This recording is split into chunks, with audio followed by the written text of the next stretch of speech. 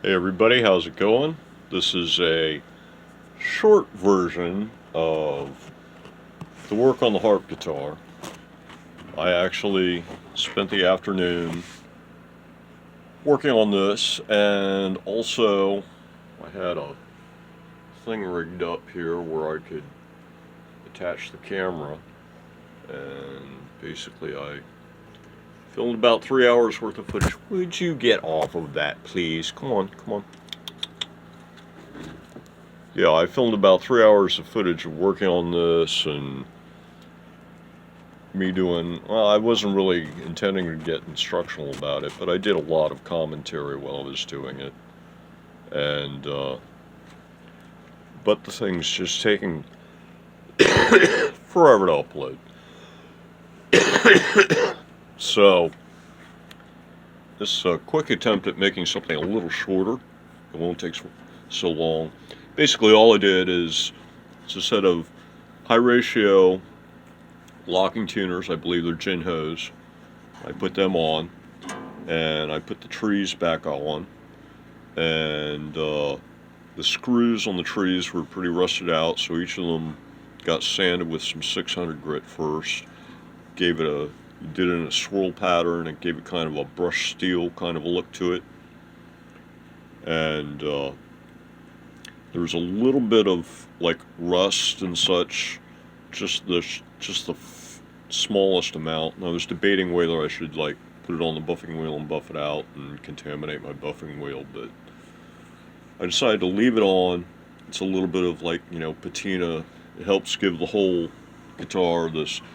This was a victim of the kerosene fire, and pretty much everything from here up has all had to have and the headstock too, and the long hair and stuff.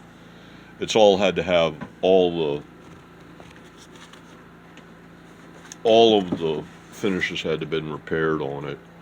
I mean, you can see some of the parts. There's discolorations there of the varnish. Back here, it's original finish, undamaged.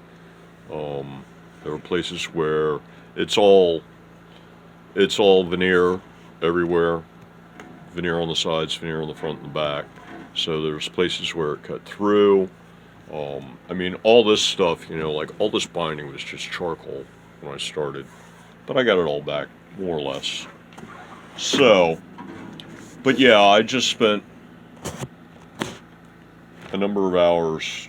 I think it's a little over 3 hours of footage of me working on this thing. But it's taking just, forever to upload. You can't even see that. But it's, it's in 7 videos at the moment. Longest ones are like 45 minutes a piece. And this first one at 45 minutes is taking like over an hour to upload. So figured I'd do something a little shorter and sweeter. Basically what it was pretty straightforward. Since this was refinished with lacquer, I did have to use the reamer in order to, and I dropped the handle off of it in the process. But yeah, I used the reamer in order to open these guys up a little bit and open up these guys a little bit.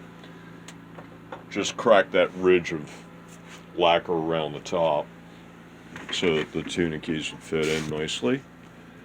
And then other than that, everything was straightforward. 2 of the screws for this set were actually jammed inside one of the nuts for this set, and it took a fair amount of tapping and such in order to get them back out, but I got them out. At first I thought they were missing. Nothing special over here. Everything went according to plan.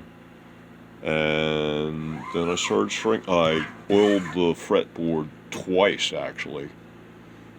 And, I put on 90 viscosity USP mineral oil, and while I was shooting video, and then, within 30 minutes or so, it had already soaked up, and then I gave it another coat, and that coat is actually already soaked up too, so I guess it's time for a third coat.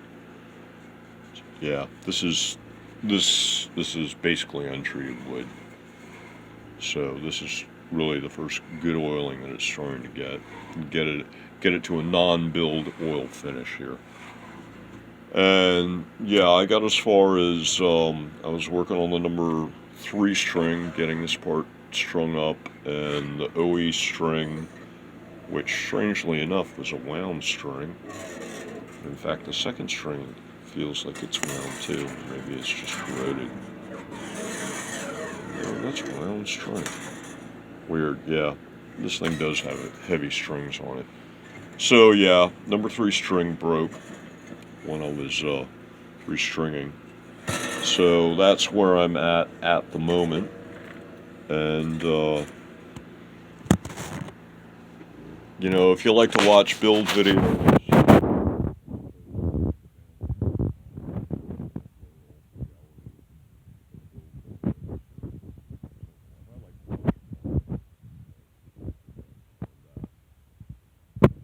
but this is like just a short version of like what's on the bench or whatever you want to call it.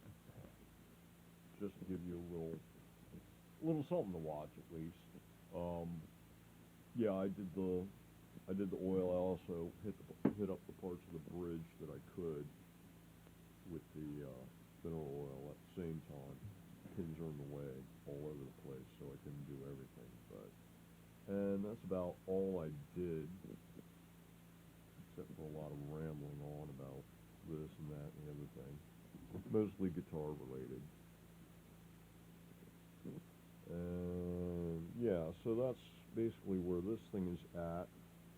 Once I get it strung up, obviously it's going to need to be tuned, and I decided to stick with the OE nut and not go roller or anything.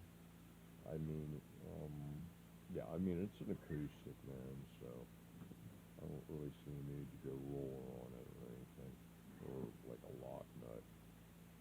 So, yeah, I think once it's strung up and tuned up, then that's going to do it, and this thing is going to be declared to be done, repaired, and go over on this side with all the rest of the done ones. And then we'll be trying to go over to this side here and figure out what I can get out of there fastest next. Magellan, off the guitar. Come on, baby. Go someplace. Come here. Oh, my big little kitty. But anyway, yeah, so there it is. New set of locking tuners. In fact, you know, this thing is so close enough to completed on the repairs that we can probably call this, you know, harp guitar. The harp guitar, the official harp guitar video. I suppose I should go over the basics on it. It's, like I said, it's a 20-string electro-acoustic harp guitar. Let's see if we can figure out that. It looks to be about a 12-inch neck radius. And what is this thing? Gibson, a Fender. It's a Fender scale A. And I mean, before it was damaged in the fire, I played it some, and it's absolutely beautiful. Absolutely beautiful. I mean, this thing is every bit as high quality construction as my Fender 6-string acoustic, electro acoustic that I have. So yeah, nice stuff. Nice stuff. eBay, $500. If you're new it, it's good value. So yeah, there it is, the harp guitar. And I don't think I've shot a video on this already, so yeah, this would be the video for the harp guitar. And my apologies that I wasn't able to show it to you in its original pristine form, but this is it in its new relic form, I guess you'd call it. So, definitely relic.